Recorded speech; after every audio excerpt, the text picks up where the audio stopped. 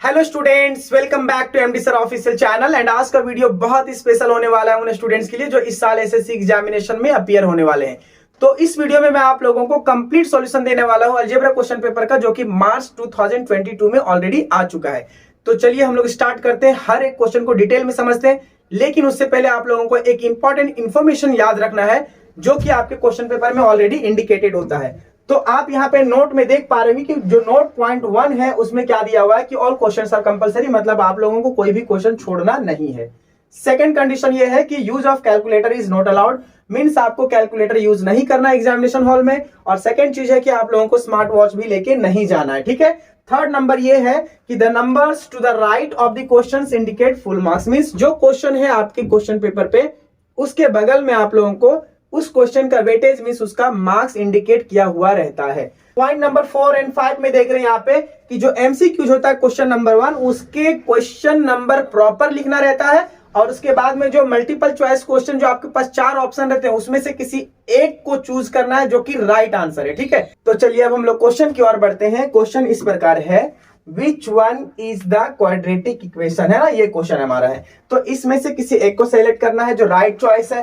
तो हम लोग यहाँ पे क्या देखेंगे कि जो general form of quadratic equation होता है वो होता है ax² plus bx plus c is equal to 0। तो हम लोग यहाँ पे क्या देख रहे हैं कि जो वेरिएबल है वो किसमें है, फ्रैक्शन में। तो ये 100% है कि वो नहीं होगा। अब दूसरे वाले कंडीशन में देखते हैं, इसको पहले सॉल्व करते हैं। तो क्या होगा, x² प्लस 5x, जब हम इसको मल्टीप्लाई करेंगे तो इक्वल टू 2, और इसको अगर हम लोग और अरेंज करेंगे तो क्या हो जाएगा, x² प्लस 5x है ना माइनस 2 इज इक्वल टू 0। तो यहाँ पे हम लोगों को क्या देखने को मिला कि ये जो इक्वेशन आया है वो इक्वेशन इस फॉर्म से रिलेट कर रहा है, क्योंकि आप यहाँ पे देख पा रहे हैं x² x और ये जो नंबर है कांस्टेंट हमारा c वो यहाँ पे -2 है। तो इससे क्या पता चला, जो इक्वेशन b है मींस ऑप्शन बी ये हमारा राइट चॉइस है, ठीक है। अब हम लोग देखते हैं क्वेश्चन नंबर 2 में। तो क्वेश्चन नंबर 2 में क्या है कि first 4 terms of an AP are, कौन सा होगा, 4 ऐसे एपी में जो टर्म्स हैं whose first term is -2 and common difference is -2। तो इससे क्या पता चला, जो हमारा फर्स्ट टर्म है वो है -2 और जो कॉमन डिफरेंस है वो है -2।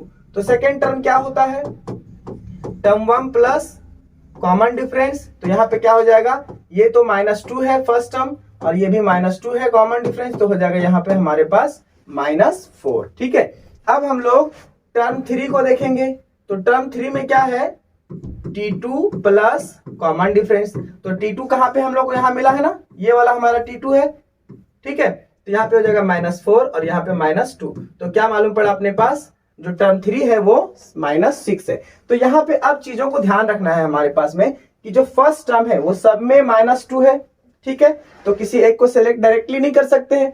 अब सेकंड कंडीशन है कि जो टर्म 2 है वो -4 है यहाँ पे, है ना। तो यहाँ पे हम क्या देख रहे हैं, ये तो +4 है 0, ये -4 है, तो ये दोनों में किसी एक को सेलेक्ट करेंगे क्योंकि -4 और -4 दोनों में है। अब देखो टर्म 3 जो है वो हमारा -6 है, कितना, -6 है। तो यहाँ पे देखो ये -6 है और ये -8 है, तो ऑब्वियसली हमारा जो ऑप्शन नंबर सी है वो हमारा राइट आंसर होगा, ठीक है। अब हम लोग क्वेश्चन नंबर 3 की ओर बढ़ते हैं। यहाँ पे आपको क्या देखने को मिल रहा है कि for simultaneous equation in one variable x and y, dx की जो वैल्यू है वो है 49 एंड dy की जो वैल्यू है वो -63 है एंड d की जो वैल्यू वो है 7। तो हम लोगों को जो वैल्यू फाइंड करना है वो है y का, है ना। तो y का वैल्यू फाइंड करने के लिए क्या करेंगे, y इज इक्वल टू क्या होगा, क्रैमर्स रूल के अकॉर्डिंग dy अपॉन d, ठीक है।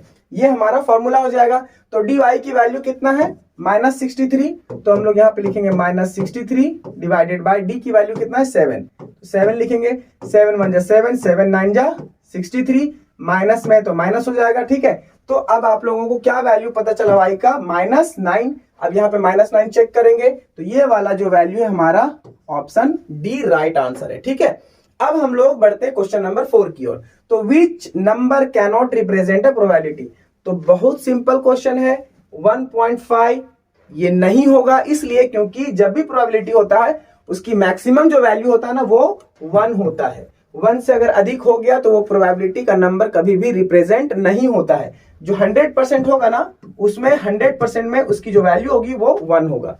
तो सिंपल है कि 1.5 हमारा राइट चॉइस है क्योंकि ये रॉन्ग आंसर है, ठीक है। अब हम लोग देखेंगे बी नंबर में, क्वेश्चन नंबर 1 का बी का first, to draw a graph of 4x + 5y = 19, find y when x = 1। तो हम इस इक्वेशन को डायरेक्ट लिखेंगे, x की वैल्यू पुट करेंगे, हमारे पास y की वैल्यू आ जाएगा। ठीक है, तो हम लोग क्वेश्चन नंबर 1 को सॉल्व कर रहे हैं, तो क्या हो जाएगा यहाँ पे 4x + 5y = 19। ठीक है, अब x की वैल्यू 1 है तो 4 × 1 हो जाएगा प्लस 5y हो जाएगा = 19। अब मल्टीप्लाई करेंगे तो 4 + 5y = 19।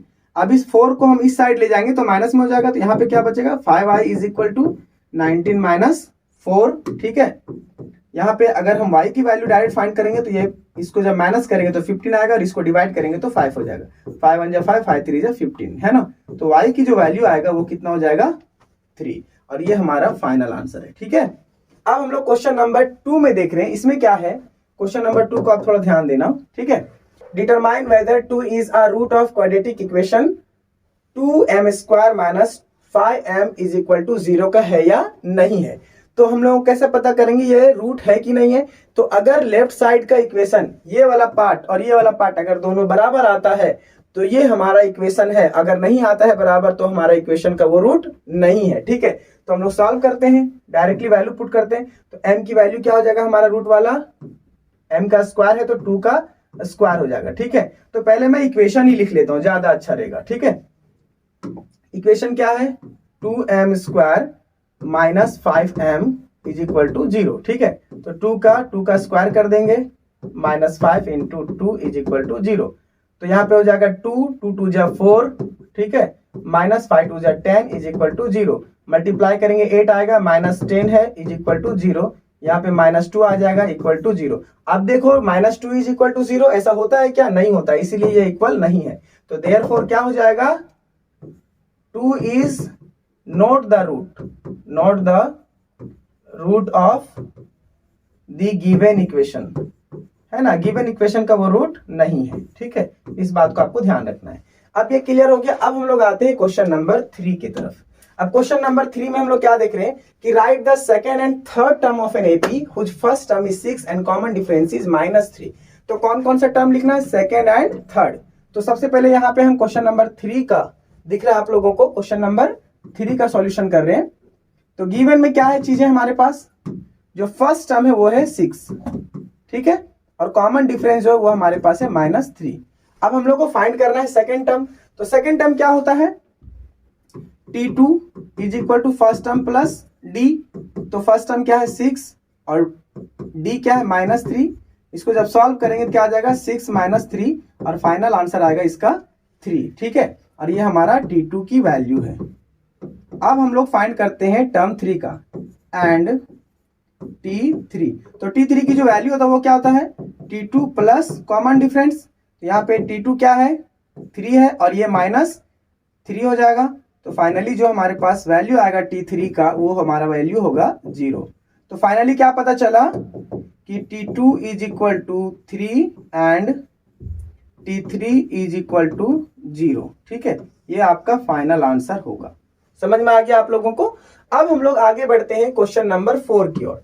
तो 4 में एक लाइन यहां ड्रॉ कर देते हैं। अब क्वेश्चन नंबर 4 में क्या देख रहे हैं कि 2 coins are tossed simultaneously, write the sample space.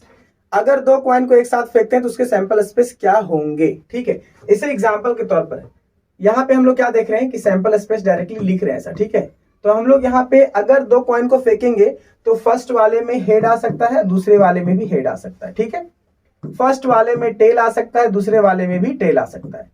अब देखो थर्ड कंडीशन है कि फर्स्ट वाले में अगर हेड आया तो दूसरे वाले में टेल आएगा, और फोर्थ कंडीशन ये है कि अगर पहले वाले में टेल आया तो दूसरे वाले में हेड आएगा। यही 4 कंडीशन है। तो इससे क्या पता चला कि जो total number of sample space होगा वो कितना होगा 4, और ये आपका फाइनल आंसर हो गया। ठीक है, अब हम लोग नेक्स्ट क्वेश्चन की ओर बढ़ते हैं जो क्वेश्चन नंबर 2A का 1 है। ठीक है, अब यहाँ पे एक्टिविटी क्वेश्चन है ना। यहाँ पे आप लोगों को 3 क्वेश्चन मिलेगा जिसमें से किसी 2 को ही सॉल्व करने हैं। अब इसमें से किसी 2 को सॉल्व करना है तो हम लोग तीनों को सॉल्व करेंगे क्योंकि हम लोग जस्ट प्रैक्टिस करें। ठीक है, तो ये रूल तो आपको पता है। ठीक है, इसमें क्या देख रहे हैं आप कि हम लोग इसको इससे मल्टीप्लाई करेंगे और इसको इससे मल्टीप्लाई करेंगे। ठीक है, तो यहाँ पे 2√3 है तो यहाँ पे क्या हो जाएगा मल्टीप्लीकेशन में 3√3। ठीक है, अब यहाँ पे -9 है, अब 9 को किससे मल्टीप्लाई करेंगे 2 से, ठीक है। तो अब यहाँ पे देखो -18 डायरेक्टली ना इसको मल्टीप्लाई किए तो क्या आ गया -18, लेकिन इसको मल्टीप्लाई करेंगे तो यहाँ पे क्या आएगा, तो पहले मल्टीप्लाई करते हैं तो 2 3 जा 6 हो गया, और √3 इंटू √3 करेंगे तो कितना हो जाएगा सिर्फ 3, और जब हम इसको मल्टीप्लाई करेंगे तो कितना आ जाएगा 18, ठीक है। अब 18 को 18 से माइनस करेंगे तो हमारा रिजल्ट आएगा 0। क्लियर हो गया आप लोगों को। अब चलो हम लोग क्वेश्चन नंबर 2 की ओर बढ़ते हैं। क्वेश्चन नंबर 2 में इसी तरीके से एक्टिविटी कंप्लीट करना है, जिसमें हम लोगों को ये पता करना है कि 19th टर्म ऑफ एपी क्या होगा। तो यहाँ पे क्या है, फर्स्ट टर्म जो हमारा है वो है 7 एंड सेकेंड टर्म है 13। तो हम लोगों को क्या करना है, सबसे पहली बात कि जो फर्स्ट टर्म है वो है 7, हम लोग लिख लेते हैं इसको, है ना। कॉमन डिफरेंस क्या हो जाएगा, जब इन दोनों के बीच में डिफरेंस निकालेंगे तो हमारा डिफरेंस आएगा, लिखते हैं यहाँ पे 13 - 7 = 6, मतलब कॉमन डिफरेंस हमारा हो जाएगा 6, ठीक है। अब इसी के अकॉर्डिंग हम लोग चलेंगे, ठीक है। तो tn की जो वैल्यू है वो 19, तो ये 19 आपको याद रखना है, ठीक है। अब यहाँ पे देखो a है, तो हम लोग यहाँ पे क्या देख रहे हैं कि फॉर्मूला लिखना है। तो फॉर्मूला में क्या होगा, फॉर्मूला आपको याद रखना पड़ेगा कि जो tn की फॉर्मूला होता है वो a + n - 1 × d होता है, ठीक है। तो यहाँ पे a तो ऑलरेडी लिखा हुआ है, अब यहाँ पे n - 1 हो जाएगा, तो इस ब्लैंक में हम लोग क्या लिखेंगे n - 1, ठीक है। अब ये d = फॉर्मूला हो गया। अब t19 = 7 + 19 - 1 × d, तो d की वैल्यू क्या है 6, तो यहाँ पे हम लोग डाल देंगे 6। अब यहाँ पे 7 है, अब ये 19 - 1, तो यहाँ पे क्या हो जाएगा 18 × 6, क्योंकि एक स्टेप हम लोगों को खुद से लिखना है, क्योंकि फिलअप यहाँ पे करना है। तो ये चीजें हम रफ में भी कर सकते हैं, ठीक है। तो 18 को जब मल्टीप्लाई करेंगे तो यहाँ पे हमारे पास आएगा 108। 18 को जब मल्टीप्लाई करेंगे 6 से तो कितना आएगा 108, और इसको जब हम प्लस करेंगे तो हमारा फाइनल आंसर जो आएगा 115 आएगा। कितना आएगा 15। इस बात को आपको ध्यान रखना है, ठीक है। ये तरीका है आप लोगों को एग्जाम में पेपर प्रेजेंट करने का। अगर आपने ऐसे किया तो आपका फुल मार्क्स आने से कोई रोक नहीं सकता है। अब क्वेश्चन नंबर 3 में देखो, if one die is rolled then to find the probability of an event to get a prime number on upper face complete the following activity. तो अगर हम जब एक डाई को रोल करते हैं तो रोल करने से क्या होता है, हमें 6 चीजें आने की संभावनाएं हैं। क्या क्या आएगा, सैंपल स्पेस में जगह कम है, यहाँ बगल में लिख देते हैं, ठीक है। 1 आ सकता है, 2 आ सकता है, 3 आ सकता है, 4 आ सकता है, 5 आ सकता है, 6 आ सकता है। ये कंडीशन है कि इतनी सारी चीजें हमारा आ सकता है, ठीक है। अब देखो यहाँ पे आपको क्या दिख रहा है लास्ट में, number of sample space total 6 है, क्योंकि यहाँ पे भी 6 है। Event A prime number on the upper face, तो प्राइम नंबर कौन कौन से हैं, 2 प्राइम नंबर है, 3 भी प्राइम नंबर है ना। उसके बाद में 5 भी प्राइम नंबर है। तो ये 3 प्राइम नंबर हम लोगों को दिख रहा है। तो कौन कौन सा है, 2, 3, 5, ये तीनों प्राइम नंबर है। तो हम लोग के पास यहाँ दिख भी रहा है कि जो total number of prime number है वो है 3। अब यहाँ पे फॉर्मूला लिखना है, तो यहाँ पे प्रोबेबिलिटी ऑफ इवेंट ए क्या हो जाएगा, नंबर ऑफ इवेंट ए हो जाएगा, ठीक है।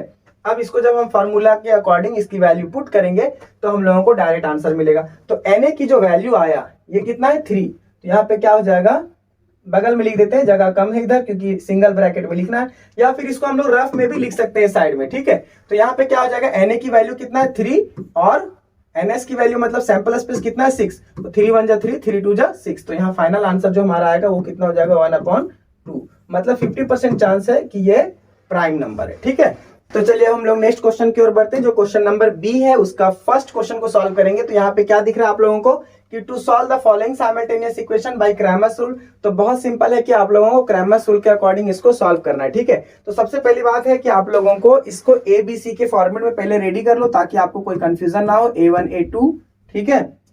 और यहाँ पे फिर क्या हो जाएगा B1 B2, और यहाँ पे हो जाएगा C1 एंड C2। तो इस तरीके से कर लेने के बाद में आप लोगों को कोई दिक्कत नहीं होगा, ठीक है। तो अब इस फॉर्मेट में अगर हम लिख रहे हैं तो यहाँ पे क्या हो जाएगा 3, इसका हो जाएगा 1, इसका हो जाएगा 5, इसका भी हो जाएगा 5, और ये 26 यहाँ पे हो गया, और ये 22 यहाँ पे हो गया, ठीक है, 22, ठीक है। कोई दिक्कत किसी को नहीं। तो चलिए अब हम लोग आगे देखते हैं क्रैमर्स रूल के अकॉर्डिंग। तो by using Cramer's rule, Cramer's rule में हम लोग क्या फाइंड करेंगे, पहले dx फाइंड करेंगे, ठीक है। तो dx की जो रूल है क्रैमर्स रूल के अकॉर्डिंग, तो उसमें क्या होता है C1 C2 and B1 B2, ठीक है। अब इसको ध्यान दो, आगे हम लोग जब इसको सॉल्व करेंगे तो क्या हो जाएगा, C1 की वैल्यू क्या है 26 एंड 22, तो यहाँ पे क्या हो जाएगा 26 एंड 22। B1 B2 की वैल्यू क्या है, यहाँ पे ये दिख रहा है हम लोग को, तो सीधा 5 एंड 5, ठीक है।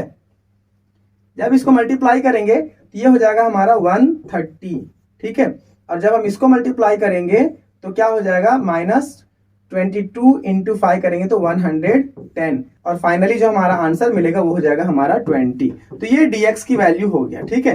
अब हम लोग फाइंड करेंगे dy की वैल्यू, तो यहाँ पे एक लाइन ड्रॉ कर देते हैं। अब यहाँ पे देखो dy की वैल्यू, तो इसका भी आप लोगों को उसका रूल पता होना चाहिए कि क्रैमर्स रूल में dy जब फाइंड करना होता है तो क्या होता है। तो इसमें जो रूल है वो होता है a1 a2, ठीक है, और यहाँ पे हो जाएगा C1 C2, ठीक है। अब फाइनली हम लोग क्या लिखेंगे वैल्यू इसका, तो यहाँ पे क्या होगा 3 एंड 1, तो यहाँ पे हम लोग लिखते हैं 3 एंड 1। अब C1 C2 में क्या होगा 26 एंड 22, 26 है ना, 26 एंड 22, ठीक है। अब इसको सेम उसी तरीके से मल्टीप्लाई करेंगे, है ना, इसको इससे मल्टीप्लाई करेंगे और इसको इससे मल्टीप्लाई करेंगे और बीच में माइनस डालेंगे, तो 3 इंटू 22 माइनस 26 इंटू 1, तो यहाँ पे जब मल्टीप्लाई करेंगे तो यहाँ हो जाएगा हमारा 66, और माइनस करेंगे यहाँ पे, इसको मल्टीप्लाई करेंगे तो हो जाएगा 26, ठीक है। जब इसको सब्ट्रैक्ट करेंगे तो हमारे पास रिजल्ट आएगा 40। तो therefore the value of dx is equal to 20 and dy is equal to 40। ये आपको सॉल्व करना है इस तरीके से। अगर आप ऐसे मेथड में जाते हो तो आपका एक भी मार्क्स कटने के चांसेस नहीं रहते हैं, ठीक है।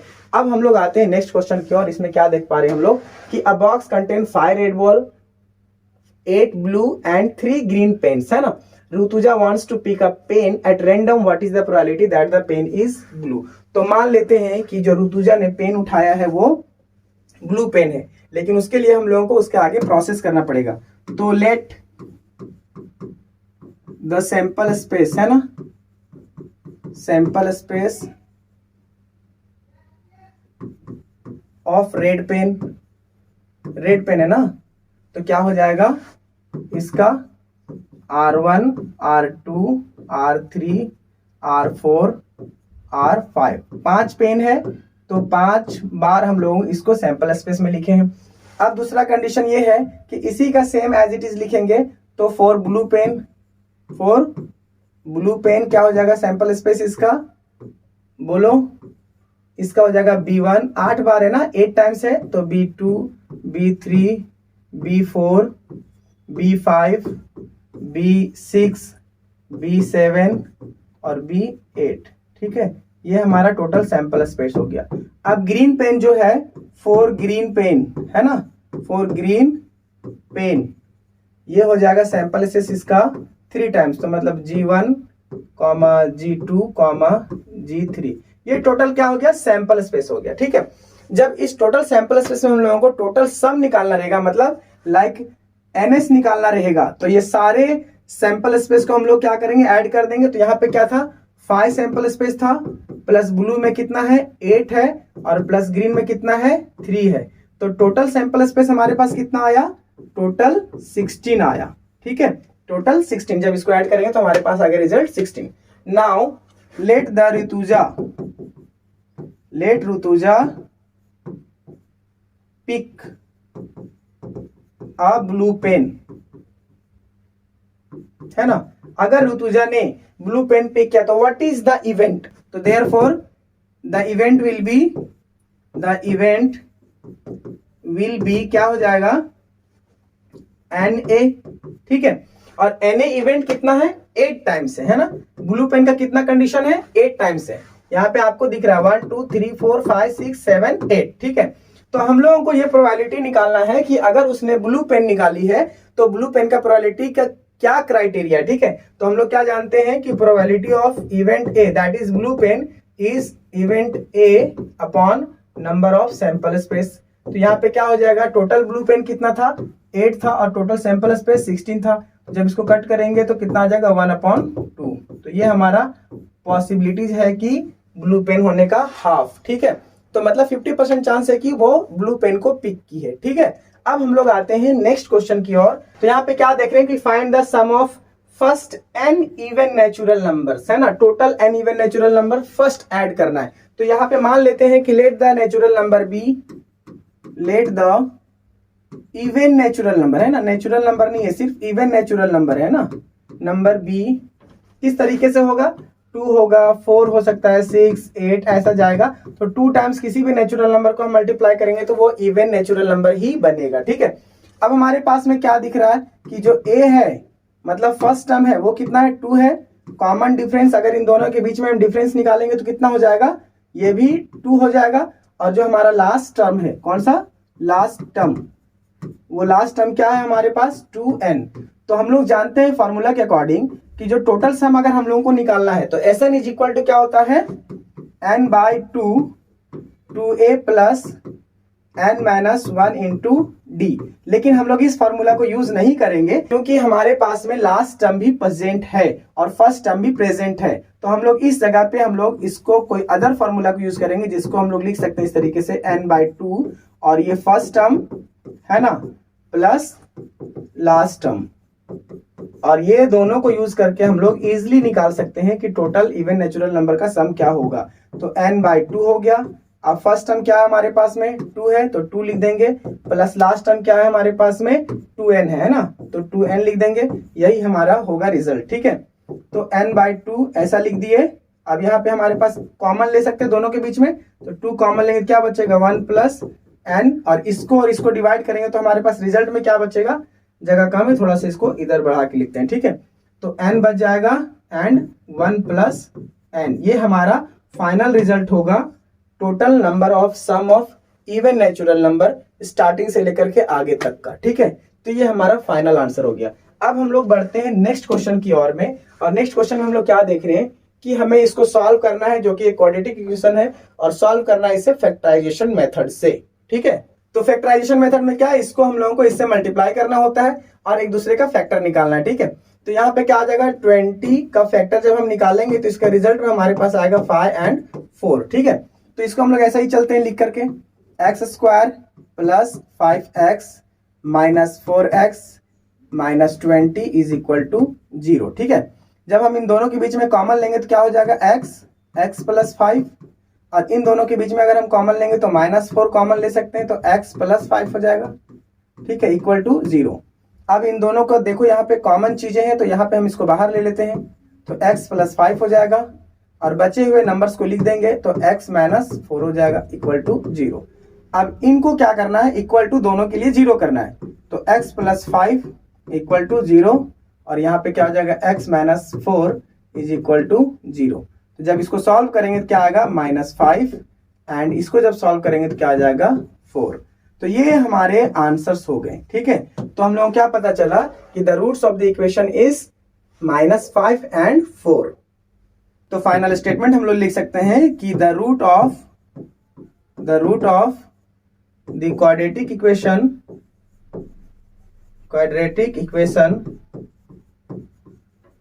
इज क्या है -5 एंड इज नहीं होगा, r होगा क्योंकि 2 रूट है ना, तो यहाँ पे क्या हो जाएगा r -5 and 4। ये हमारा फाइनल आंसर है। ठीक है, अब हम लोग नेक्स्ट क्वेश्चन की ओर बढ़ते हैं, जो हमारा क्वेश्चन इस प्रकार है, find the value of x plus Y and x minus Y. तो हमें x plus Y and x minus Y की वैल्यू फाइंड करना है। तो इसके लिए क्या करना पड़ेगा, हम दोनों इक्वेशन को पहले इक्वेशन 1 and 2 मान लेते हैं। तो यहीं पे से हम शुरू करते हैं सॉल्यूशन। तो लेट ये इक्वेशन को 1 मान लिए और ये इक्वेशन को 2 मान लिए। ठीक है, अब इस इक्वेशन को क्या करेंगे, हम लोग ऐड करेंगे, और जब हम इसको ऐड करेंगे तो क्या होगा, यहाँ पे लिखेंगे एडिंग इक्वेशन 1 and 2।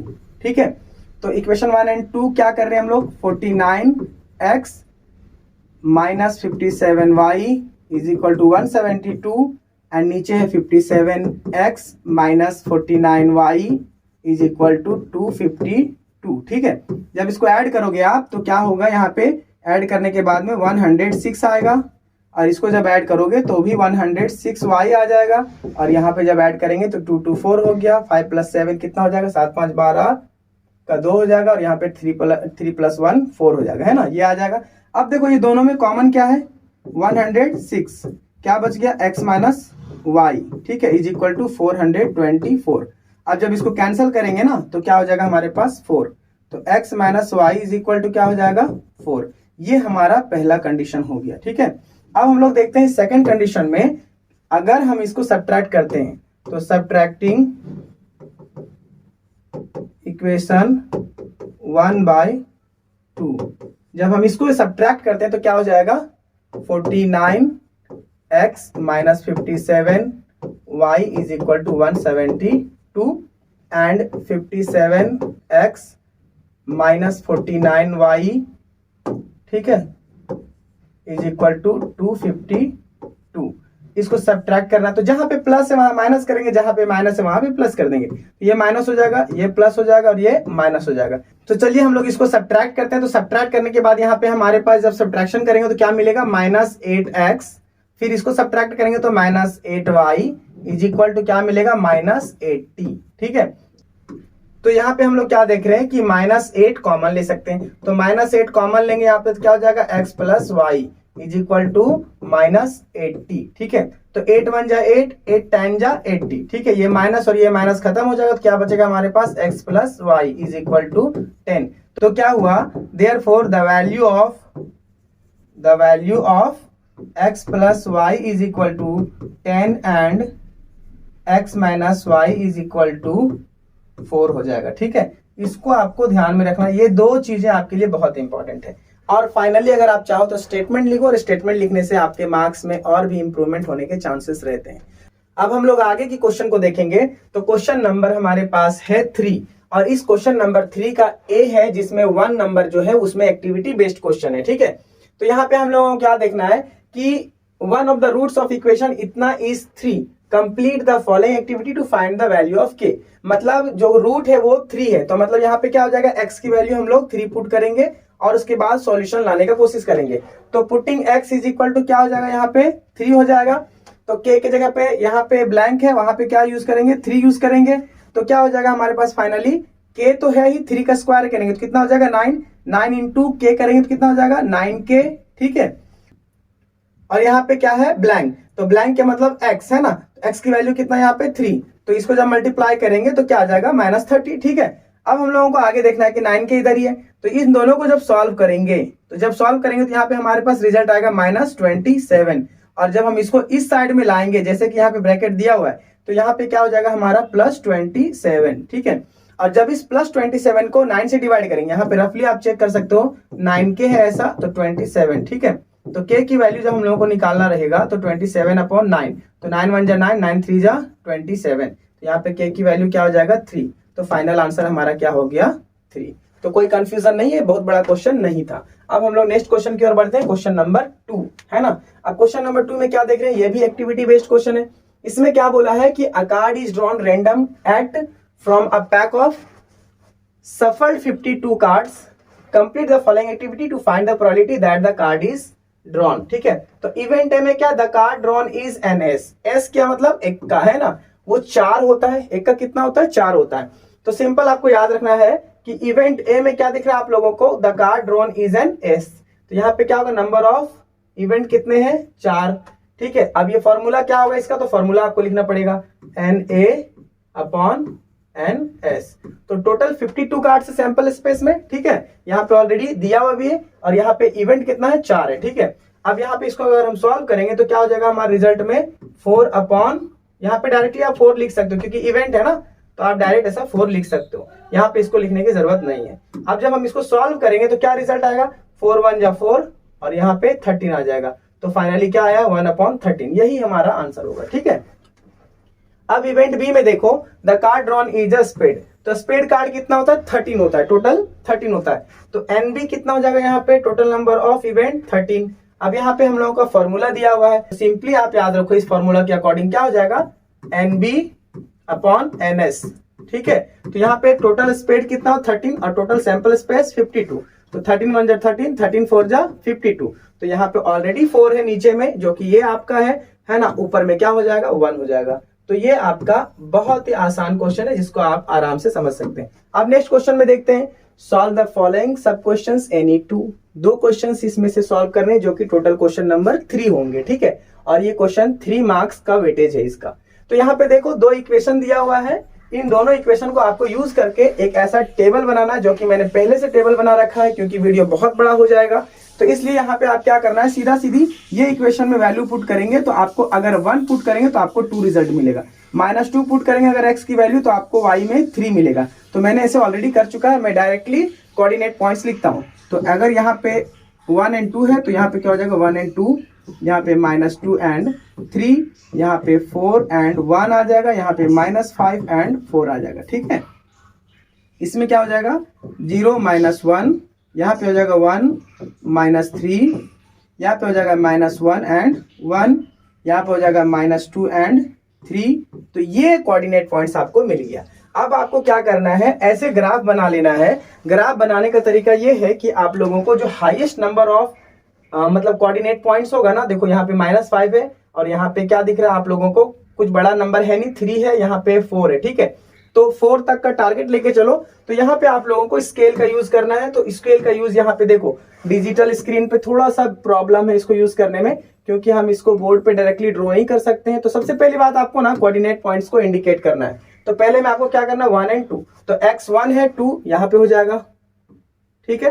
अब उसके बाद है -2 और 3, तो -2x इधर हो गया, 3 ऊपर हो गया, ठीक है। अब उसके बाद है 4 और 1, तो x 4 हो गया पॉजिटिव है, 1 यहाँ पे आ जाएगा, ठीक है। अब उसके बाद क्या है -5 और 4, तो -5 यहाँ हो गया एंड 4 यहाँ पे हो जाएगा, ये इसके सामने में, क्योंकि 4 इसके सामने में, ठीक है। अब इसको क्या करना है, लाइन को ड्रॉ करना है। स्केल पकड़िए, खींच दीजिए, है ना, स्केल पकड़ के खींच दीजिए। अब ऐसा मेरे पास तो ऑप्शन भी है दूसरा करने का, है ना। तो यहां से क्या करना है, आपको एक स्ट्रेट लाइन ड्रॉ करना है, ठीक है। इसको इतना दूर लेके जाने की जरूरत नहीं है, ठीक है। अब यहाँ पे क्या पता चला हम लोगों को कि ये कोऑर्डिनेट पॉइंट, इसको A मान लेते हैं, इसको B मान लेते हैं, इसको C और इसको D, और इसकी वैल्यू आपको यहाँ से लिख देना है, ठीक है, A B C D। अब जो सेकेंड कंडीशन है इक्वेशन का, उसमें क्या है 0 और -1, तो ये 0 हो गया, -1 यहाँ पे आ जाएगा, ठीक है। अब हमारे पास क्या है दूसरा कंडीशन 1 और -3 है ना, तो ये 1 हो गया और -3 नीचे आ जाएगा, ठीक है। अब -1 और 1, तो -1 इधर आएगा एंड 1 इधर आएगा, ठीक है। अब लास्ट का बचा हुआ -2 और 3, तो -2 ये हो गया और 3 ये हो गया, ठीक है। तो ये हमारा इंटरसेक्टिंग पॉइंट हो गया। अब इसको मिला दो आप, जैसे ही आप इसको मिलाओगे आपको एक स्ट्रेट लाइन मिलने वाला है, ठीक है। तो यहाँ से इसको हम स्ट्रेट लाइन मिला देते हैं, थोड़ा सा और कर्व करना पड़ेगा, मतलब मूव करना पड़ेगा स्केल को। तो यहाँ पे आपको कुछ दिख रहा है इस प्रकार का, मैं स्केल को थोड़ा और छोटा कर लेता हूँ, ठीक है। यहाँ पे आपको ऐसा स्ट्रेट लाइन देखने को मिल रहा है ना, तो यहाँ से आप डायरेक्टली ड्रॉ कर सकते हो, ठीक है। तो जब इसको हम ड्रॉ करेंगे, स्केल को थोड़ा ऊपर बढ़ा लेते हैं क्योंकि स्केल छोटा पड़ रहा है, लाइन बड़ा बनाना है मुझे। तो यहाँ से आपको क्या दिख रहा है, ये एक स्ट्रेट लाइन आपको मिल गया, ठीक है। तो ये आपको अच्छे से याद रखना है कि कोई ये बड़ा चीज नहीं है। आप इसको सिंपली एरो मार्क्स ऐसा दे दो, ठीक है, दोनों तरफ से। ये आगे निकल गया थोड़ा सा। अब इसके पॉइंट्स को नाम दे दो, ABCD हो गया, इसका नाम वही कॉमन हो गया, ये F हो गया, ये इसका नाम G दे दो। तो इसकी वैल्यू ना कोऑर्डिनेट पॉइंट्स यहाँ से आप लिख सकते हो, ये पॉइंट्स का नाम लिख दो। अब इस चीज का आपको ध्यान रखना है कि ये इक्वेशन किसका है, तो ये कौन से लाइन का इक्वेशन है, तो ये है x + 3y = 7, ठीक है। और ये कौन सा इक्वेशन का लाइन है, 2x, आप यहाँ पे लिख सकते हो 2x + y = -1, है ना, -1, ठीक है। यहाँ पे देखो यही वाला लाइन के लिए इसको हम ड्रॉ किए थे और इसके लिए इसको ड्रॉ किए थे, ठीक है। तो आप इसको ध्यान रखो। तो आपको ये सब इंडिकेट नहीं करना है पेपर पे, सिंपली ऐसा आपको ड्रॉ करना है। और इंटरसेक्टिंग पॉइंट कौन सा है, B, है ना, इंटरसेक्टिंग पॉइंट कौन सा है, B। तो हम लोगों को ग्राफ में हमने दिखा दिया, ठीक है, बस आपको दिखाना है। मैंने बहुत सारी चीजें इसमें एक्सप्लेन कर दिया। अब क्वेश्चन नंबर हम लोग 2 पे आते हैं। तो क्वेश्चन नंबर 2 में क्या है कि there is an auditorium with 27 rows of seats, there are 20 seats in the first row, 22 seats in the second row, 24 ऐसे ही जा रहा है थर्ड रो में। तो find how many total seats are there in the auditorium. तो auditorium में total seats कितने हैं ये आपको पता लगाना है, ठीक है। तो क्वेश्चन में क्या है, पहले हम लोग गिवन लिखते हैं, क्या गिवन। तो गिवन में क्या है कि जो फर्स्ट रो है ना, उसमें कितना है टोटल 20 सीट्स है। जो सेकेंड रो है उसमें कितना है 22 है, और जो थर्ड रो है उसमें कितना है 24 है, एज सोन ऐसा गया है। ठीक है, तो इससे क्या पता चलता है कि जो सीट्स अरेंजमेंट है वो एपी में है। ठीक है, तो यहाँ पे हम लोगों को क्या दिख रहा है कि जो फर्स्ट टर्म है वो कितना है 20, और कॉमन डिफरेंस क्या पता चल रहा है, दोनों में डिफरेंस निकालेंगे तो ये 2 का डिफरेंस है ना। टोटल नंबर ऑफ रोज है वो टोटल TN हो जाएगा, TN मतलब 27 रोज यहाँ पे पूरा प्रेजेंट है। तो अब हम लोगों को पता लगाना है कि how many total seats are there in the auditorium. तो सिंपल है, सीधा सीधा SN का फॉर्मूला यूज करेंगे। तो SN इज इक्वल टू क्या होता है भाई, बोलो n/2 2a plus n-1 into D. Simple है। तो टोटल नंबर ऑफ रोज कितना है 27 यहाँ पे हो जाएगा, जो कि 27 यहां से लिख सकते हैं अपॉन 2। टोटल यहां लिखने के बाद में यहाँ पे t रहेगा। a की वैल्यू फर्स्ट टर्म क्या है 20, तो 20 डाल देंगे, प्लस n की वैल्यू कितना है 27, तो 27 डाल देंगे, -1 इंटू डी कितना है 2 है। ठीक है, अब हम लोग थोड़ा आगे बढ़ेंगे।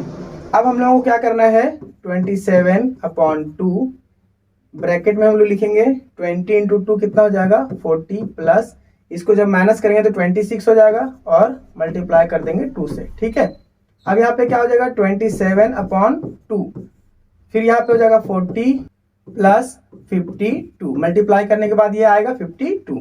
अब इसको क्या करना है प्लस कर देना है, तो 27/2 इंटू प्लस करेंगे तो कितना हो जाएगा 92। ठीक है, इसको जब डिवाइड करेंगे तो हो जाएगा हमारा 46। ठीक है, तो 27 इंटू 46 को मल्टीप्लाई करेंगे तो फाइनली जो हमारा आंसर आएगा वो मल्टीप्लीकेशन के बाद ही आएगा। तो आप बताओ मल्टीप्लीकेशन के बाद आंसर क्या आएगा। इसका जो आंसर आएगा वो आएगा 1242। ठीक है, तो हम लोग स्टेटमेंट लिख सकते हैं कि the total number of seats are 1242। ठीक है, ये हमारा फाइनल आंसर होगा। अगर स्टेटमेंट के साथ ऐसा लिखते हैं तो आपको मार्क्स नहीं कटेगा जल्दी। ठीक है, अब हम लोग आते हैं नेक्स्ट क्वेश्चन की ओर में। तो इस क्वेश्चन में हम लोग क्या देख रहे हैं कि the sum of present ages of Manish and Savita is 31 years. तो मान लेते हैं क्वेश्चन नंबर 3 में हम लोग ऐसा मान के चलना पड़ेगा भाई सॉल्यूशन इसका, क्योंकि ये बहुत इंपॉर्टेंट क्वेश्चन है, इसको समझना जरूरी है। तो लेट द प्रेजेंट एज है ना, let the present age of Manish be x मान लेते हैं। ठीक है, एंड मनीष सविता का क्या है, एंड सविता बी y। ठीक है, तो अकॉर्डिंग टू फर्स्ट कंडीशन हम लोगों के पास क्या है, फर्स्ट कंडीशन में कि दोनों का जो एज है ना वो दोनों का सम करने के बाद में टोटल कितना आता है 31 आता है। ठीक है, तो हम लोग क्या करेंगे x प्लस y अगर करेंगे तो हो जाएगा हमारा 31। ठीक है, अब यहाँ पे देखो कि एज बिफोर 3 इयर्स क्या था कि उसका जो एज था मनीष का वो 4 टाइम्स था, किसके, सविता का। तो हम लोग सबसे पहले 3 इयर्स पहले उन लोगों का क्या था वो देख लेते हैं। तो एज बिफोर 3 इयर्स, तो 3 इयर्स पहले उन लोगों का एज क्या था, तो यहाँ पे हम लोग देखेंगे मनीष का जो था वो क्या हो जाएगा x-3, क्योंकि प्रेजेंट एज से 3 साल पहले की बात कर रहे हैं हम लोग। ठीक है, और सविता का क्या हो जाएगा y-3 है ना, ये भी 3 साल पहले की बात है, दोनों का 3 साल कम होगा। तो अब सेकेंड कंडीशन के अकॉर्डिंग है ना, अकॉर्डिंग टू सेकेंड कंडीशन, बोलो क्या होगा भाई, अकॉर्डिंग टू सेकेंड कंडीशन क्या हो जाएगा x-3 जो है ना वो 4 टाइम्स स्मॉलर है, मतलब 4 टाइम्स किसका y-3 का है ना, y-3 का, ये 3 साल पहले की बात है। तो यहाँ पे हम लोग क्या देखें कि ये जो इक्वेशन बना वो इक्वेशन नंबर 1 हो गया। ठीक है, अब यहाँ पे जो इक्वेशन बन रहा है, इक्वेशन अभी हम लोग सॉल्व नहीं किए हैं, इसको थोड़ा सा मिनिमाइज कर लेते हैं हम, क्योंकि ये क्वेश्चन काफी बड़ा बनने वाला है। तो आपको घबराने की जरूरत नहीं है, मैं इसको अच्छे से एक्सप्लेन कर दूंगा, टेंशन नहीं लेना आपको। ठीक है, अब हम लोग आगे देखते हैं यहाँ पे। तो जब इसको सॉल्व करेंगे तो क्या पता चलेगा हम लोगों को x-3 हो जाएगा इक्वल टू 4y-12। जब हम इसको कन्वर्ट करेंगे इस साइड में तो x इधर लाएंगे तो 4y हो जाएगा, और इसको इस साइड ले जाएंगे तो -12 और +3 हो जाएगा। तो x - 4y is equal to -9, ये हमारा हो जाएगा इक्वेशन 2। ठीक है, अब हम लोग क्या देख रहे हैं कि अगर हम लोग इसको सॉल्व करें आगे, ठीक है, तो हम लोगों को क्या करना पड़ेगा, इक्वेशन नंबर 1 और 2 को सब्ट्रैक्ट करना पड़ेगा। तो हम लोग ऐसा लिखेंगे, सब्ट्रैक्टिंग इक्वेशन 2 बाय 1 से सब्ट्रैक्ट करते क्योंकि बड़ा इक्वेशन यही है, ठीक है। तो x minus 4y is equal to -9 और इसको सब्ट्रैक्ट कर रहे, ठीक है। तो x plus Y is equal to 31। Subtract करने का मतलब क्या होता है, सब में जहां पे साइन माइनस का वहां प्लस करेंगे, जहां प्लस है वहां माइनस करेंगे, ठीक है। तो यहाँ पे क्या हो जाएगा, x माइनस एक्स कट जाएगा, ठीक है। अब क्या बचा यहाँ पे, माइनस वाई है, यहाँ पे 4 माइनस वाई है ना, तो यहाँ पे माइनस माइनस प्लस होगा, लेकिन साइन माइनस का, तो 5y हो जाएगा। अब जब इसको हम माइनस माइनस करेंगे तो यहाँ पे कितना हो जाएगा 40, और ये माइनस माइनस और माइनस कैंसिल हो जाएगा, तो y इज इक्वल टू 40/5, ठीक है। कितना हो जाएगा 8 5 40, y की वैल्यू कितना आ गया 8, है ना। तो substitute the value of y in equation 1। तो इक्वेशन 1 क्या है हमारे पास, x plus Y is equal to 31, ठीक है। तो यहाँ पे x की वैल्यू निकल जाएगा, क्योंकि जब हम वैल्यू पुट करेंगे 8, तो यहाँ पे क्या हो जाएगा 8 इज इक्वल टू 31, ठीक है। हम थोड़ा सा और इसको ऊपर लेते हैं, जगह कम पड़ रहा है, ठीक है। तो यहाँ पे आप क्या देखेंगे, x की जो वैल्यू है वो क्या आ जाएगा 31 माइनस 8, और x की वैल्यू जब हम फाइंड करेंगे इसको, तो फाइनली हमारा जो आंसर आ जाएगा वो हो जाएगा 23। फाइनली जो हमें रिजल्ट मिला उसमें क्या होगा, therefore the present age of Manish. तो मनीष का जो प्रेजेंट एज था वो कितना था, x था ना, तो x की वैल्यू क्या है हमारे पास 23, तो यहाँ पे क्या आ जाएगा 23 ईयर्स, ठीक है। एंड सविता का क्या था, and Savita age is 8 years, ठीक है। दोनों का एज हम लोगों को पता चल गया, तो ये हमारा फाइनल आंसर हो गया, ठीक है। थोड़ा सा वीडियो लंबा बन रहा है क्योंकि मैं चीजों को बहुत डेप्थ में लेके जा रहा हूँ, इसको मैं थोड़ा मिनिमाइज कर देता हूँ ताकि आप लोग इसका चाहो तो स्क्रीनशॉट ले लो, घर पर इसको प्रैक्टिस कर सकते हो। छोटा दिखेगा, मे बी आप लोगों को अगर दिखने में कोई प्रॉब्लम है तो बाद में इसको आप जूम करके भी देख सकते हो, ठीक। अब हम लोग बढ़ते हैं नेक्स्ट क्वेश्चन की ओर में, और नेक्स्ट क्वेश्चन इस प्रकार है कि solve the following quadratic equation using formula. तो इस तरह के क्वेश्चन को हम लोगों को सॉल्व करने से पहले हम लोगों को कंपेयर करना रहता है क्वाड्रेटिक इक्वेशन के अकॉर्डिंग, ठीक है। तो हम लोग क्या लिखेंगे, comparing equation with a square plus B X plus C is equal to 0, ठीक है। तो यहाँ पे a की वैल्यू क्या हो जाएगा 1, b की वैल्यू हो जाएगा 10 और c की वैल्यू हो जाएगा यहाँ पे 2, ठीक है। अब हम लोग फार्मूला यूज करके पहले डेल्टा का वैल्यू निकालेंगे, तो इसकी फार्मूला क्या होता है, बी स्क्वायर माइनस 4ac, ठीक है। और ये क्या है, यूजिंग फार्मूला, ये फार्मूला ही है हमारा, कुछ अलग से चीज नहीं है, ठीक है।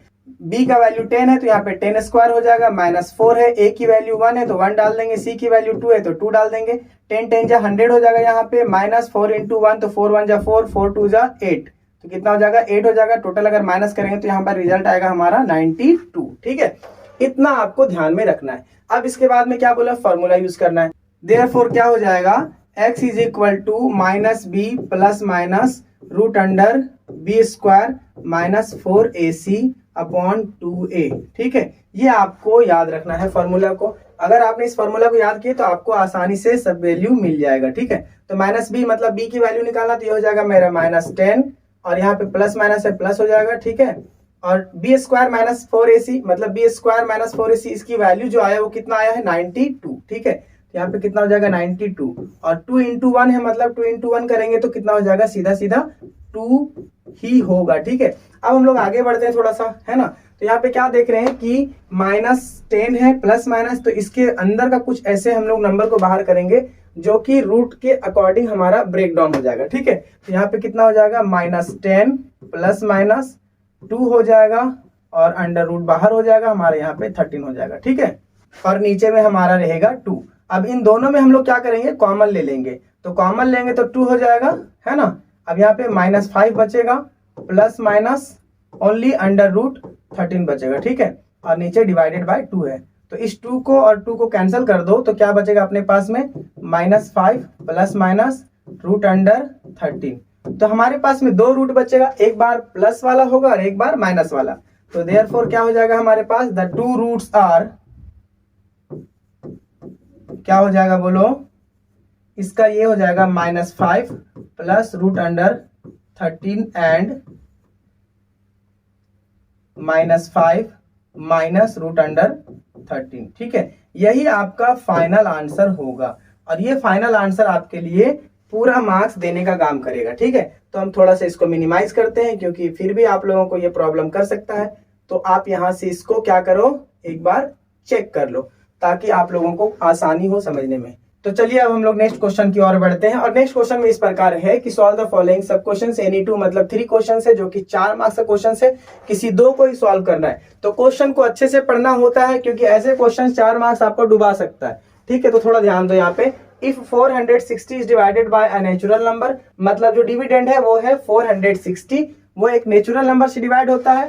Then quotient is 2 more than 9 times the divisor and remainder is 5, find the quotient and divisor. तो आपको इस क्वेश्चन में डिवाइजर एंड क्वोशिएंट को फाइंड करना है। ठीक है, तो let the divisor be X, let the divisor be X, है ना। तो क्वेश्चन के अकॉर्डिंग क्या होगा, हमारे पास में जो क्वेश्चन है वो क्या बोला, 2 more than 9 times the divisor. तो अकॉर्डिंग टू कंडीशन कि 9 times the divisor and plus 2, तो ये हो गया हमारा क्वोशिएंट। ठीक है, ये हमारा क्वोशिएंट हो गया। ठीक है, अब हम लोग क्या देख रहे हैं कि जो रिमाइंडर है वो है 5, रिमाइंडर क्या है 5 है। तो यहाँ पे हमारे पास ऑलरेडी दिया हुआ है रिमाइंडर 5, है ना। और डिविडेंड जो है जिसे हम लोग डिवाइड कर रहे हैं वो कितना है 460। ठीक है, तो हम लोग को पता अकॉर्डिंग टू डिवीजन रूल, उसमें एक फॉर्मेट हमारा क्या है कि dividend is equal to divisor into quotient, ठीक है, और प्लस रिमाइंडर ऐसा लिख सकते हैं हम लोग। ठीक है, उसको शॉर्ट में आर भी लिख सकते हैं। तो हम पहले इसको ना साइड कर देते हैं क्योंकि ना ये बहुत जगह आगे ले लिया है। तो ये हमारा हो गया। ठीक है, अब डिविडेंड कितना है 460 है, तो 460 हो गया। डिवाइजर कितना है x है, क्वोशिएंट कितना है, तो क्वोशिएंट 9x प्लस 2 है। ठीक है, ये हो गया। एंड उसके बाद में प्लस रिमाइंडर कितना है, तो रिमाइंडर कितना है टोटल 5 है। ठीक है, अब रिमाइंडर 5 है। अब हम इस क्वेश्चन को सॉल्व करेंगे तो यहाँ पे क्या हो जाएगा 460 इज इक्वल टू, इसको मल्टीप्लाई करेंगे तो 9x स्क्वायर हो जाएगा प्लस 2x हो जाएगा एंड प्लस 5 हो जाएगा। अब इसको जब सॉल्व करेंगे क्या आ जाएगा, इस 5 को हम इस साइड लाएंगे। ठीक है, तो जब लाएंगे इधर तो क्या हो जाएगा माइनस में, तो 455 हो जाएगा। ठीक है, और यहाँ पे क्या बचेगा 9x स्क्वायर प्लस 2x। अब देखो किसी भी इक्वेशन को जब आप सेट करो तो उसको क्वाड्रेटिक इक्वेशन में प्रॉपर सेट करो। तो जब हम इसको सेट करेंगे तो क्या होगा मालूम है, 9x square plus 2x minus 455 is equal to 0।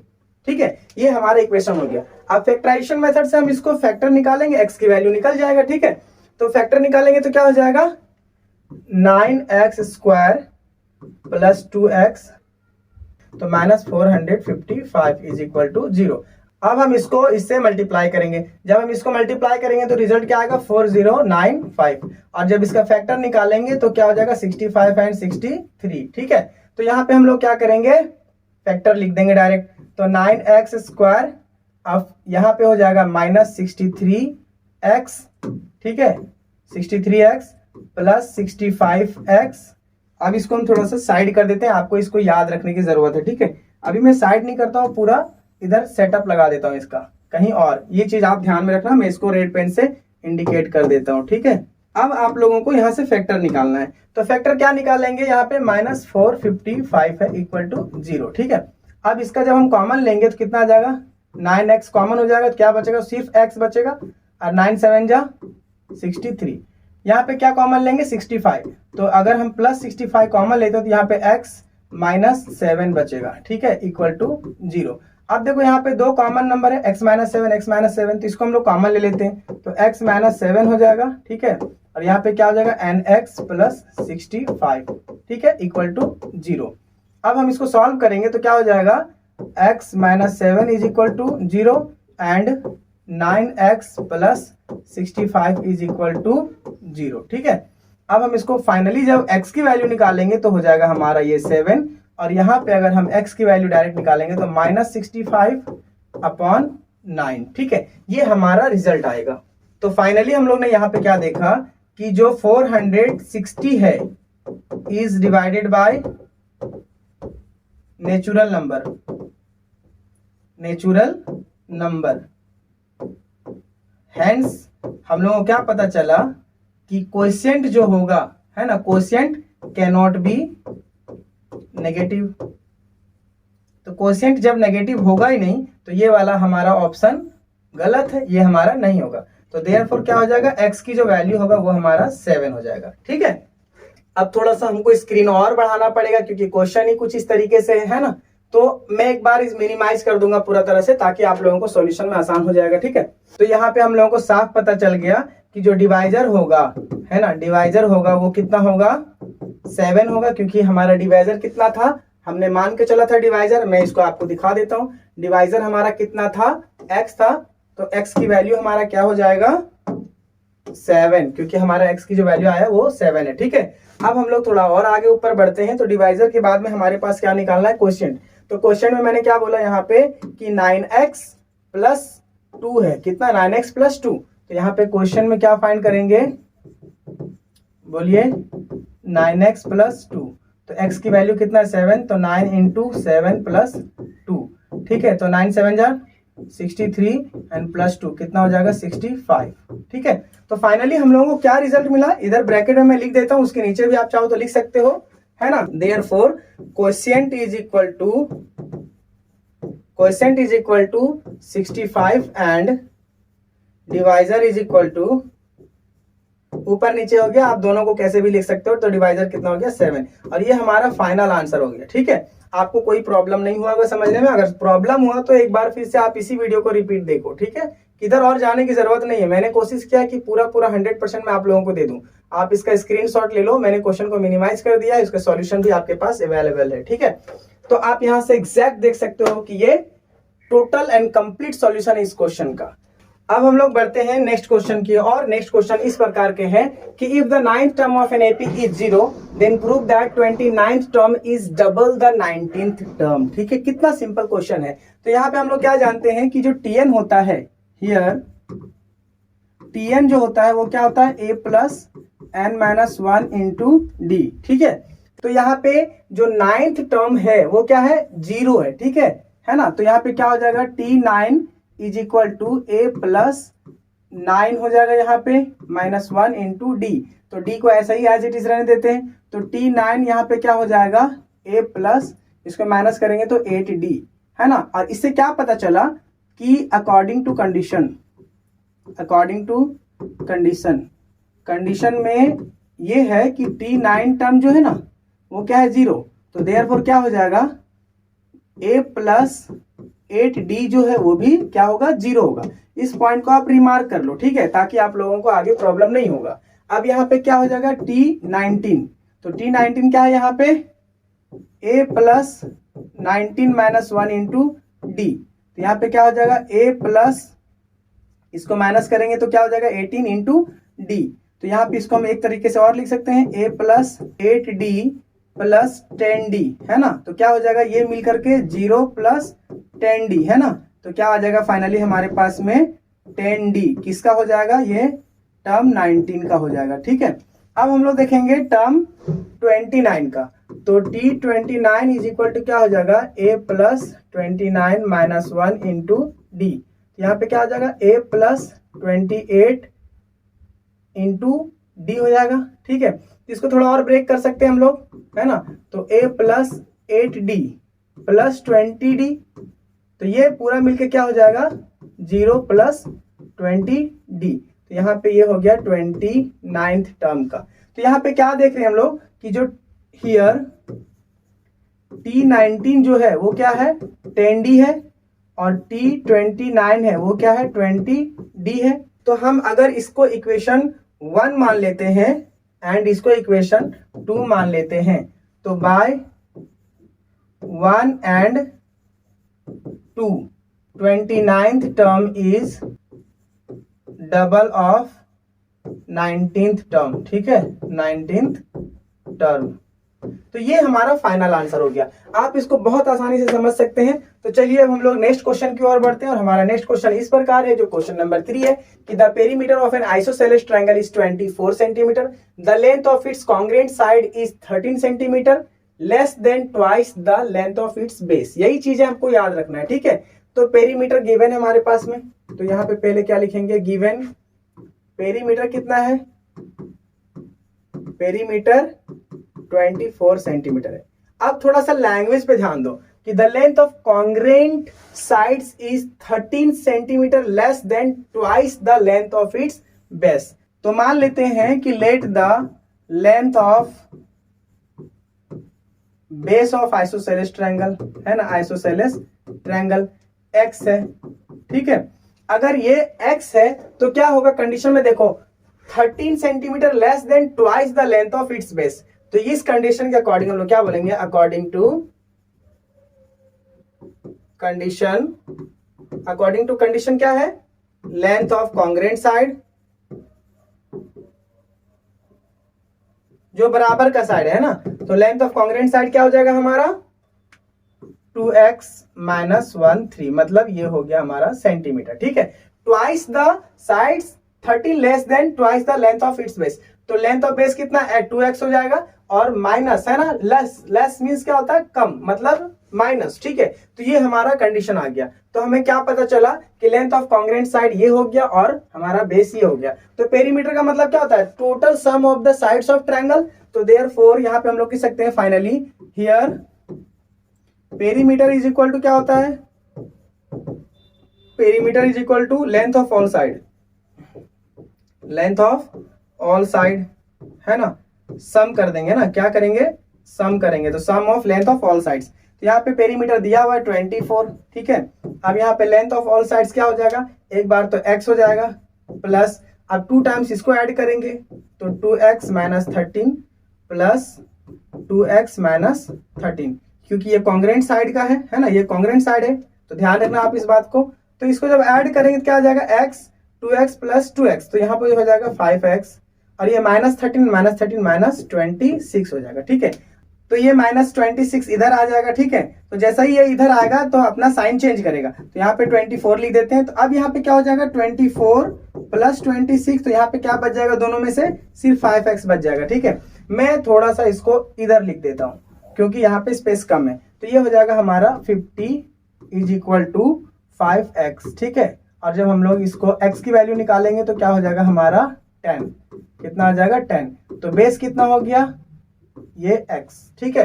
अब कॉन्ग्रेंट साइड का निकालेंगे, ठीक है। तो कॉन्ग्रेंट साइड में क्या था हमारा 2x माइनस 13, तो यहाँ पे क्या हो जाएगा 2 इंटू 10 माइनस 13, यहाँ पे हो जाएगा 2 10 जा 20 माइनस 13, और फाइनली जो आंसर आएगा साइड कॉन्ग्रेंट साइड का वो हो जाएगा हमारा 7, ठीक है। तो देयरफॉर हम लोग क्या बोल सकते हैं कि the length of triangle is length of sides of triangle है ना, साइड ऑफ ट्रायंगल इज क्या है, पहला तो हो जाएगा हमारा x का जो 10 है वो 10 हो जाएगा, दूसरा 7 है और तीसरा भी 7 है, क्योंकि ये दोनों कॉन्ग्रेंट साइड था और ये बेस था, ठीक है।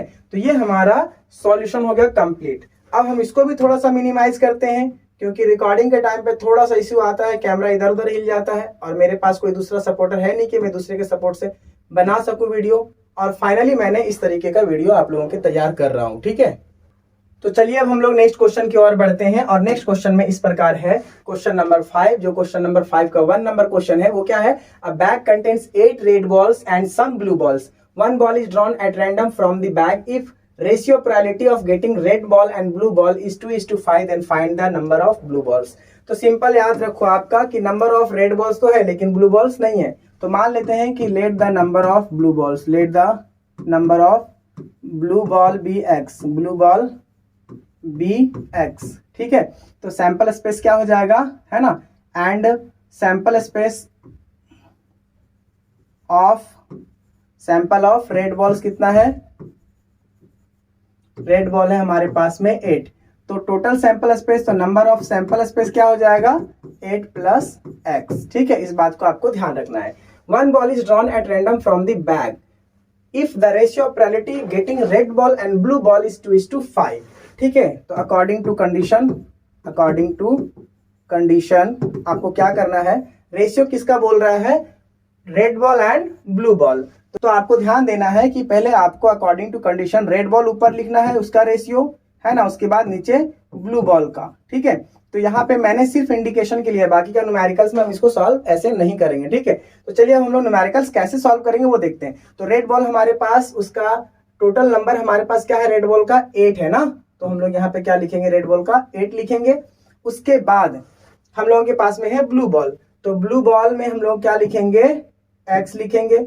अब देखो इन दोनों का सैंपल स्पेस जो होगा वो सैंपल स्पेस क्या होगा, x प्लस 8 होगा, और नीचे भी x प्लस 8 हो जाएगा, ठीक है। और जो रेशियो है वो कितना है 2/5। तो जब हम इसको सॉल्व करेंगे तो क्या पता चलेगा, ये और ये कैंसिल हो जाएगा, ऊपर नीचे सेम चीजें हैं। अब हम लोगों को क्या फाइंड करना है इसके आगे, अब हम लोग आगे देखते हैं। तो क्या बचा हमारे पास में 8/x बचा है इज इक्वल टू 2/5 है, ठीक है। क्रॉस मल्टीप्लाई करेंगे या तो फिर कैंसिल कर देते हैं, 2 1 जा 2, 2 4 जा 8। इसको क्रॉस मल्टीप्लाई करेंगे तो 4 इंटू 5 हो जाएगा is equal to 1 into X हो जाएगा। जब इसको मल्टीप्लाई करेंगे तो 20 हो जाएगा और ये हमारा x हो जाएगा। तो ये हमारे पास में नंबर ऑफ ब्लू बॉल हो गया, ठीक है। तो ये पता चला कि total number of blue ball कितना है, therefore the total number of blue ball कितना हो गया 20, ब्लू बॉल इज 20। यही हमको फाइंड आउट करना था कि total number of blue ball कितना है।